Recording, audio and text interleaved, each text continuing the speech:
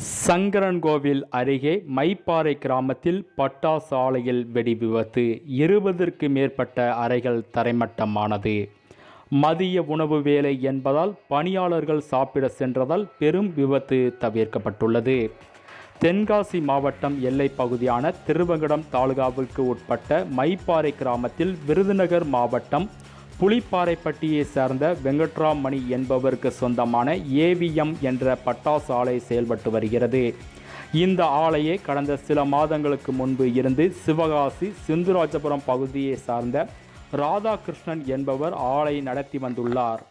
நாக்பூர் உரிமம் பெற்ற பேன்சி ரக பட்டாசுகள் தயாரிக்கப்பட்டு வந்ததாக கூறப்படுகின்றது.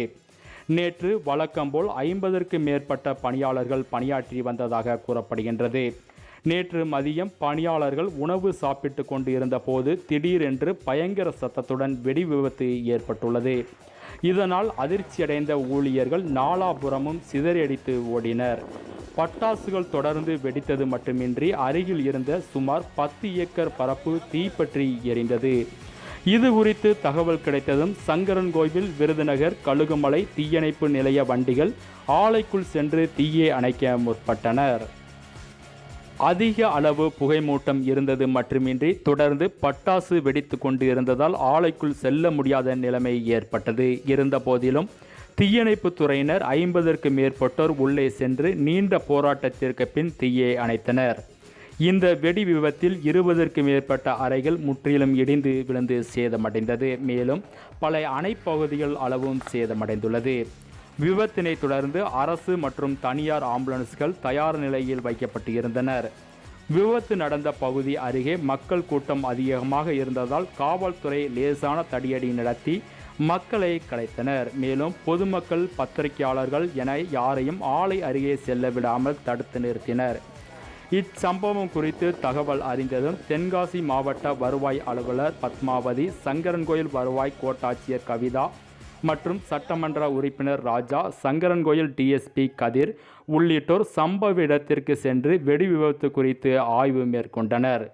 தீயணைப்பு துறையினர் தீயை அணைத்த பின்னர் கட்டிட இடிபாடுகளில் யாரும் சிக்கி இருக்கிறார்களா என்று தேடி வருகின்றனர். இதுவரை பணியாளர்கள் யாருக்கும் சிறு காயமோ உயிரிழப்போ எதுவும் ஏற்படவில்லை என்று அதிகாரிகள் தெரிவித்துள்ளனர். இருந்தபோதிலும் தீயணைப்பு துறையினர் தொடர்ச்சியாக கட்டிட இடிபாடுகளில் யாரும் சிக்கி இருக்கிறார்களா என்பது குறித்து சோதனை செய்து வருகின்றனர். இந்த விபத்து குறித்து திருவங்கடம் காவல்துறை வழக்கு பதிவு செய்து விசாரணை நடத்தி வருகின்றது. மேலும் காட்டு பகுதியில் இருந்து தீ ஆலைக்குள் வந்ததால் தான் வெடி விபத்து ஏற்பட்டதாக கூறப்படுகின்றது. இருந்தபோதிலும் முழு விசாரணைக்கு பின்னால் தான் வெடி விபத்திற்கான காரணம் தெரிய வரும். தொடர்ந்து பட்டாசுகள் விட்டு வெடித்து வருவதால் தீயணைப்பு துறையினர் தரைமட்டமான இடிபாடுகளில் தண்ணீர் பீச்சி அடித்து வருகின்றனர். விரைவிலும் தீயணைப்பு துறையினர் தங்களது பணியை தொடர்ந்து செய்து வருகின்றனர் என்பது குறிப்பிடத்தக்கது.